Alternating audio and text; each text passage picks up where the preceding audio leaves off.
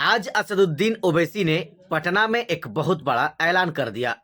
दोस्तों, हम आपको बताएंगे कि आखिर सवालों के जवाब में मीडिया वालों ने जो असदुद्दीन ओवैसी साहब से सवाल किया तो ओवैसी ने किस प्रकार से जवाब दिया और ओवैसी के उस जवाब के बाद बिहार में इसी साल जो विधानसभा का चुनाव होने वाला है उसकी सरगर्मियां और ज्यादा तेज हो चुकी हैं, बढ़ चुकी हैं।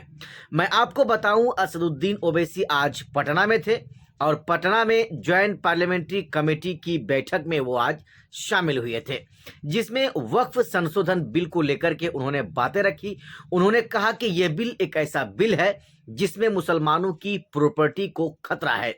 वो प्रॉपर्टी जो मुसलमानों के आबा व अजदाद ने वक्फ कर दिया था, अल्लाह के रास्ते में खर्च कर दिया था, दान कर दिया था, वो सारी प्रॉपर्टियों को मुल्क हिंदुस्तान की सरकार हड़पने और छीन लेने की कोशिश कर रही है।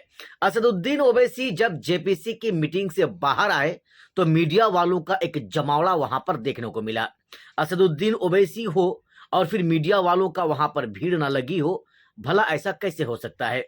जैसे ही ओवैसी बाहर निकले, असदुद्दीन ओवैसी के सामने सभी मीडिया वाले जाकर खड़े हो गए। ओवैसी से सवाल कर दिए। सबसे पहला सवाल, ओवैसी जी बिहार विधानसभा चुनाव को लेकर क्या सोच रहे हैं। हालांकि असदुद्दीन ओवैसी साहब ने कहा, जो जवाब दिया है उस जवाब के बाद बिहार की राजनीतिक में एक तरह से कहा जाए तो उथल पुथल सा होने लगा है। असदुद्दीन ओवैसी ने कहा है कि हम मजबूती के साथ बिहार में चुनाव लड़ेंगे और उसकी तैयारी हमारी पार्टी के नेताओं के द्वारा की जा रही है। वाकई में दोस्तों, असदुद्दीन ओवैसी ने जिस तरह से जवाब दिया और जवाब देने का जो उनका अंदाज था, उसे लग नहीं रहा था कि उनके 4 विधायक एमआईएम पार्टी छोड़कर आरजेडी पार्टी चले गए हैं। उनको जरा सा भी इस बात का कोई गम नहीं था कि क्या उन तमाम विधायकों के चले जाने के बाद सपोर्टर्स अभी भी एमआईएम पार्टी के साथ जुड़ा है क्या।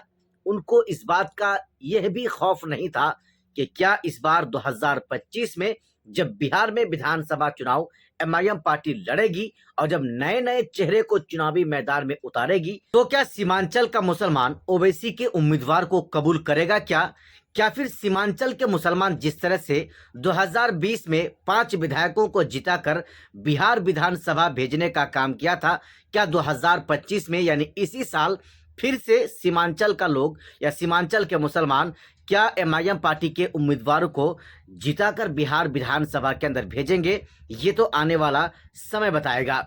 लेकिन असदुद्दीन ओवैसी साहब का जो जवाब देने का अंदाज था वो ये था कि 2020 जो गया सो गया, 2025 में हम जब चुनाव लड़ेंगे तो नए ऊर्जा और नई उमंग के साथ हम चुनाव लड़ेंगे। असदुद्दीन ओवैसी साहब इस बात से बिल्कुल वो खुश दिख रहे हैं कि वो जानते हैं कि इंडिया यानी महागठबंधन वाले अगर 2025 विधानसभा के चुनाव में बिहार में अगर ओवैसी को अपने साथ गठबंधन में नहीं लेता है तो महागठबंधन वाले को एक बहुत बड़ा नुकसान का सामना उनको करना पड़ सकता है। क्योंकि असदुद्दीन ओवैसी सीमांचल और मिथिलांचल, खास करके सीमांचल के सभी उन विधानसभाओं में अपना उम्मीदवार को उतारेंगे जहां से उनको लगेगा कि वो चुनाव जीत सकते हैं। फिलहाल 5 ऐसी सीटें हैं जहां से एमआईएम पार्टी पूरी मजबूती के साथ अपना कमर कस चुकी है। वो सभी 5 विधानसभाएं जहां से 2020 में ओवैसी को यानी एमआईएम पार्टी को कामयाबी मिली थी। अब सवाल यहां पर यह है कि क्या ओवैसी के वो जो 4 विधायक चले गए तो वो जो सीटें खाली हो चुकी हैं वहां पर किन किन उम्मीदवारों को टिकट दिया जाना चाहिए। असदुद्दीन ओवैसी साहब की तरफ से यह हुक्म दे दिया गया है कि उन उम्मीदवारों की चिन्हित की जाए जो एमआईएम पार्टी के झोली में सीट लाकर दे सके यानी चुनाव जीत सके। फिलहाल दोस्तों, अब कुछ दिनों का समय बचा है। जैसे ही 5 फरवरी को दिल्ली में विधानसभा का चुनाव खत्म हो जाएगा, 8 फरवरी को चुनाव की गिनती हो जाएगी और जब नई सरकार बन जाएगी, चाहे वो आम आदमी पार्टी की सरकार बने या भारतीय जनता पार्टी की सरकार बने, वो सरकार बनने के बाद बिहार में चुनाव का बिगुल फूंक दिया जाएगा और बिहार में भी तमाम पार्टियों के बड़े बड़े नेता अपने फोकस डालना शुरू कर देंगे। बाकी दोस्तों, ओवैसी के बारे में आप क्या सोचते हैं? क्योंकि ओवैसी कमर कस चुके हैं। बिहार के सीमांचल के साथ साथ पूरे बिहार के अलग अलग उन विधानसभाओं में जहां मुसलमानों की वोटर्स की आबादी ज्यादा है, जहां पर दलितों की आबादी ज्यादा है। दोस्तों बाकी आप क्या सोचते हैं ओवैसी के बारे में?